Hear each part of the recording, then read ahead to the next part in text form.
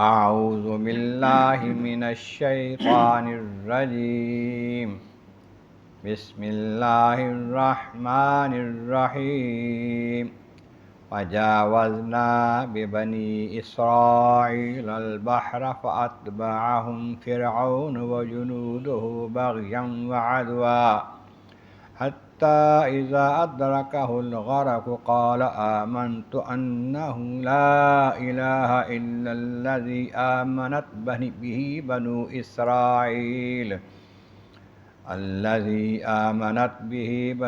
إسرائيل وأنا من المسلمين الآن وقد عصيت قبل وكنت من المفسدين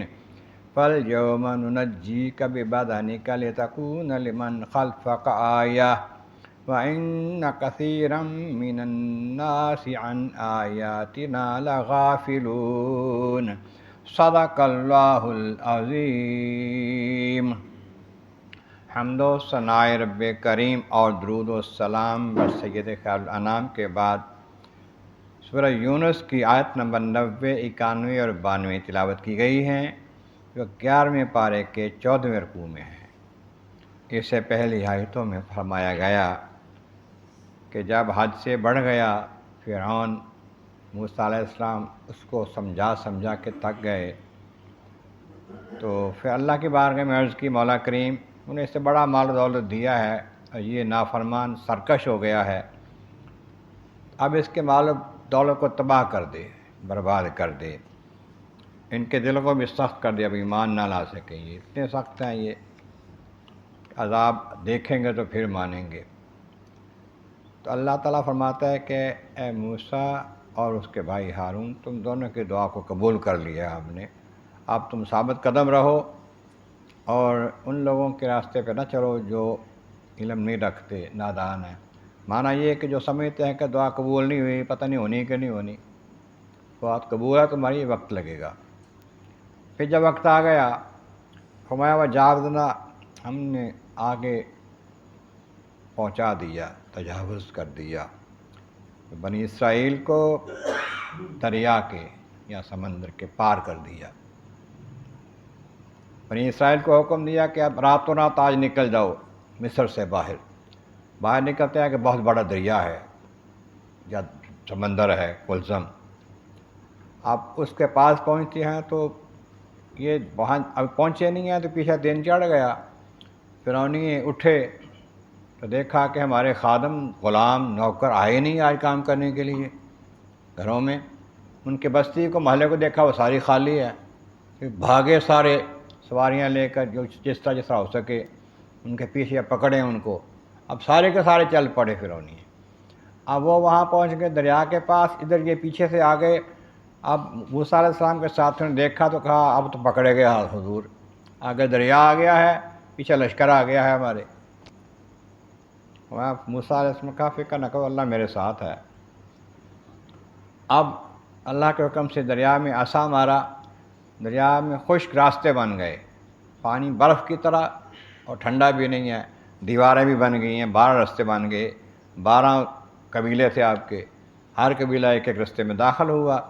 دریا میں چل پڑے، دریا کے درمیان سے آگے نکل گئے، ادھر فرعونی پیچھے کھڑے ہیں، اب کیا کریں، لیکن اللہ تعالیٰ نے سبب بنایا ایسا کہ ان کو جانا پڑا۔ پھر وہ آگے جب بڑھے تو سارے کے سارے لاکھوں کی تعداد میں دریا کے درمیان میں جب پہنچ گئے، اگلا باہر ابھی نکلا نہیں ہے، آخری اندر داخل ہو گیا تو دریا ہموار ہو گیا، پانی چل پڑا۔ تو فرمایا کہ ہم نے بنی اسرائیل کو تو آگے پار لگا دیا دریا کے، اور پھر اس کے پیچھے فرعون، اس کا لشکر جو تھے سارے وہ چل پڑے سرکشی اور ظلم کے نیت سے۔ پھر جب چل پڑے تو ہم نے ان کو ڈبو دیا، جب وہ ڈوبنے کے قریب ہوا نا فرعون، غرق ہونے لگا، پانی اس کے منہ میں جب آ گیا تو قال آمنت، میں ایمان لے آیا،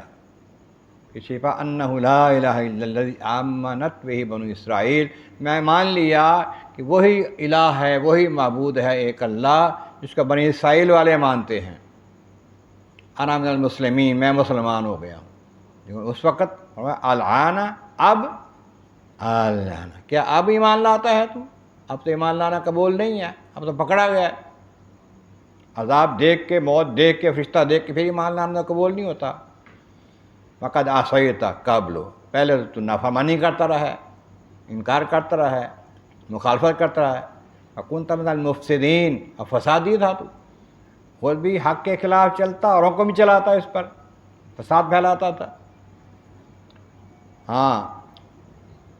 فَالْيَوْمَ نُنَجِّيكَ بِبَدَنِكَ، آج ہم تیرے بدن کو تو نجات دیں گے، تیرا جسم جو ہے وہ نکال دیں گے باہر، لِتَكُونَ لِمَنْ خَلْفَكَ آیَةً، تاکہ بعد والوں کے لیے تو نشانی بن جائے، عبرت کا نشان بن جائے۔ وَإِنَّ كَثِيرًا مِنَ النَّاسِ عَنْ آیَاتِنَا لَغَافِلُونَ، بہت سے لوگ جو ہیں ہماری آیات، ہماری نشانوں سے غافل ہیں۔ کہتے ہیں کہ جب دریا کے پاس چلے گئے موسیٰ علیہ السلام، ان کے ساتھی فرعون اور باقی غرق ہو گئے، تو موسیٰ علیہ السلام نے قوم کو بتایا کہ فرعون بھی غرق ہو گیا ہے، ڈوب گیا ہے، تو یقین نہیں آ رہا تھا قوم کو، کہتے اتنا بڑا زبردست بندہ تھا وہ، کہاں مرا ہوگا، کہاں غرق ہوا ہوگا۔ تو اللہ کریم کے حکم سے دریا نے اس کی لاش باہر پھینک دی، دیکھ کے پھر وہ مان گئے کہ واقعی اللہ کریم نے یہ فیصلہ جو تھا اس پر کر دیا ہے۔ تو وہ آج بھی اس کی لاش کہیں پڑی ہے کسی عجائب خانے میں، کسی جگہ پر، تو عبرت کا سامان ہے کہ کیا کچھ تھا، بادشاہ تھا، خدا کہلاتا تھا، سب کچھ میرا ہے، میری ملکیت میں ہے، لیکن اس کے بعد کیا ہوا۔ اس طرح اللہ تعالیٰ جل شانہ کے ہر بندے کو اللہ تعالیٰ کی عظمت اور قدرت کا اقرار کرنا چاہیے، اور اپنی عاجزی اور انکساری کا اظہار کرنا چاہیے۔ بندہ کوئی شے نہیں ہے۔ اللہ تعالیٰ کے بارگاہ میں مولا کریم، محبوب کریم کا صدقہ قرآن کریم کا فہم اور اعمال صالح نصیب فرما۔ آخر دعوانا ان الحمد للہ رب العالمین۔